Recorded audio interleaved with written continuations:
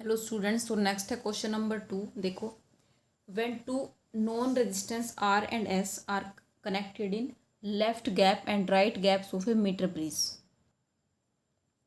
The balance point is found at a distance L1 from zero end of the meter bridge wire. ठीक है, यानी कि देखो दो नॉन रेजिस्टेंस यहाँ पे लगे हुए हैं, एक R और दूसरा S। S और R की वैल्यू हमें नॉन है, पता है। तो जब ये रेजिस्टेंस लगाए तो बैलेंस पॉइंट की जो लेंथ है वो मिली L1। क्लियर। उसके बाद क्या किया, an unknown resistance X is now connected in parallel to the resistance S। अब S के साथ एक पैरेलल में X रेजिस्टेंस और लगा दिया, ये अननोन रेजिस्टेंस लगाया है। ठीक है, इसकी वैल्यू हमें नहीं पता है।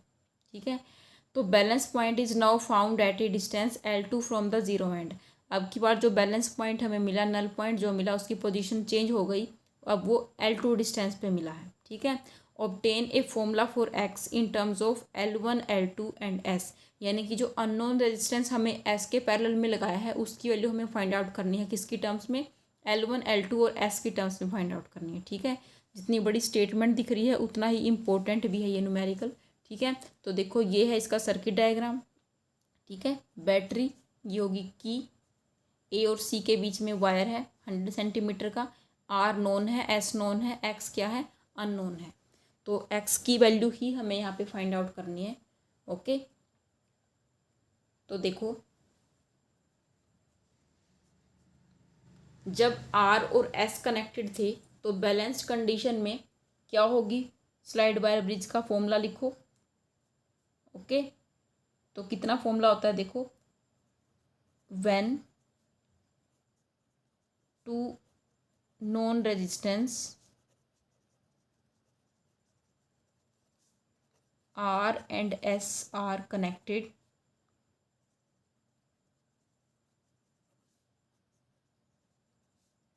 then balanced condition क्या थी? क्या होगी balance condition? R by S equal to L upon 100 minus L, यही होती है। अब देखो फर्स्ट केस में हमें क्या मिला था? L1 लेंथ पे बैलेंस पॉइंट मिला था, तो L की जगह करेंगे हम L1 upon 100 minus L1 equal to R by S। Okay, यही होगी कंडीशन। समझ में आई कंडीशन कैसे लिखी है? यहाँ पे L लिखते थे, यहाँ पे L। तो बैलेंस पॉइंट जब L मिलेगा तो L L ही लिखेंगे, लेकिन अब मिला है L1 पे तो L1 लिखेंगे। क्लियर, सिंपल सी बात है ये। उसके बाद देखो जब अननोन रेजिस्टेंस X यहाँ पे इंसर्ट करेंगे तो ये रेजिस्टेंस, टोटल रेजिस्टेंस की वैल्यू तो अलग हो जाएगी। ठीक है, तो टोटल रेजिस्टेंस कितना हो जाएगा? ठीक है, ये निकालो, when X is connected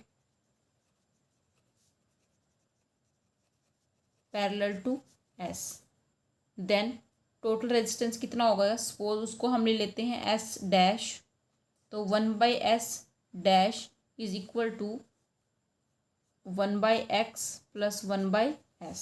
clear, LCM हो जाएगा S into X, S plus X हो जाएगा। इट मीन्स S डैश कितना आएगा हमारा? S x upon S plus x. तो ये आ गया टोटल रेजिस्टेंस, यानी इस पोर्शन का, इस गैप का रेजिस्टेंस अब की बार आ गया S x upon S plus x. ठीक है, तो इसको लगाने के बाद जो बैलेंस पॉइंट हमें मिला था वो L2 लेंथ पे मिला था। तो नाउ कंडीशन बिकम्स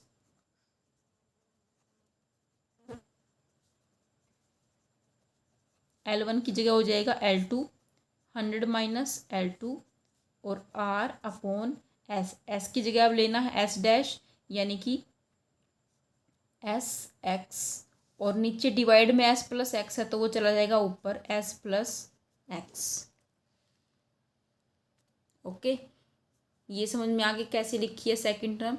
डिवाइड में क्या करना था? S डैश की वैल्यू। क्लियर, या पहले देखो इस तरह से लिख लो, condition becomes L2 upon 100 minus L2 equal to R by S dash. ठीक है, अब S डैश की वैल्यू हमने यहाँ पुट कर दी है, S x upon S plus x, ऊपर चला जाएगा एस प्लस एक्स।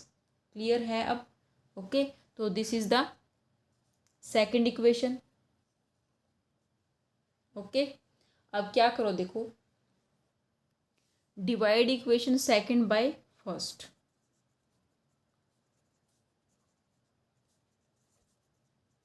अगर इन दोनों को हम डिवाइड करेंगे तो हमारे पास एक्स की वैल्यू आ जाएगी in terms of L1 L2 and S, ठीक है। या तो 1 को 2 से कर लो या 2 को 1 से कर लो, ठीक है, कोई इफेक्ट नहीं पड़ेगा।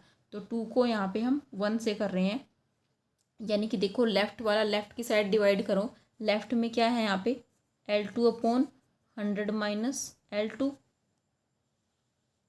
और डिवाइड किससे करना है L1/100 माइनस L1 से। क्लियर। इधर देखो यहाँ पे क्या है RS+X डिवाइड बाई SX, और इसको हमने डिवाइड करना है R/S से। क्लियर। अब देखो S चला जाएगा ऊपर, R into S+X divide by SX। ये जो R था ये डिवाइड में ही रहेगा, ये यहाँ आ जाएगा। ये जो S था ये ऊपर चला जाएगा इधर। क्लियर। तो S से S क्या हो जाएगा कैंसिल, R से R क्या हो जाएगा कैंसिल। यहाँ पे बचा S+X/X, यही बचेगा। तो यहाँ पे इसको सोल्व करो। अब देखो ये हो जाएगा L2 100 माइनस L1 ऊपर चला जाएगा divide by L1 into 100 minus L2, it is equal to S+X divide by X। यहाँ तक आई बात समझ में, ठीक है। अब करना क्या है, X की वैल्यू फाइंड आउट करनी है, ठीक है। X की वैल्यू किसकी टर्म्स में फाइंड आउट करनी है L1 L2 और S की। अगर देखो यहाँ से X की वैल्यू फाइंड आउट करे सिंपल, तो X भी आ रहा है टर्म में, ठीक है। तो इस X को भी हमें यहाँ से हटाना है। तो इसको देखो इस तरह से अगर लिखे S को X से डिवाइड करो और X को भी X से डिवाइड करो, अलग अलग करके लिख सकते हो। तो ये क्या बनेगा S/X+1 हो जाएगा यहाँ पे, ठीक है, 1 हो गया। तो अब क्या करो S/X को रखो एक साइड और 1 को ले आओ इधर, ठीक है। तो ये हो गया देखो L2/L1 100 minus L1 100 minus L2 minus 1। Clear. अब इसका LCM लो तो हमारी इक्वेशन आ जाएगी। क्लियर। तो ये होगा S/X इक्वल टू LCM ले लो L2 into 100 minus L1 upon क्या था L1 100 माइनस L2 और -1 इधर आ गया, ठीक है।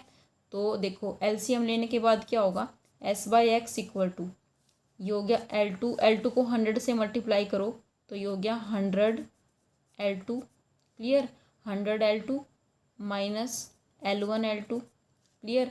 इसको 1 से मल्टीप्लाई करना है माइनस 100 L1, 100 से भी किया 1 से भी किया माइनस 100 L1, फिर माइनस की वजह से साइन चेंज हो गया प्लस का, यानी कि L1 L2 यही होगा।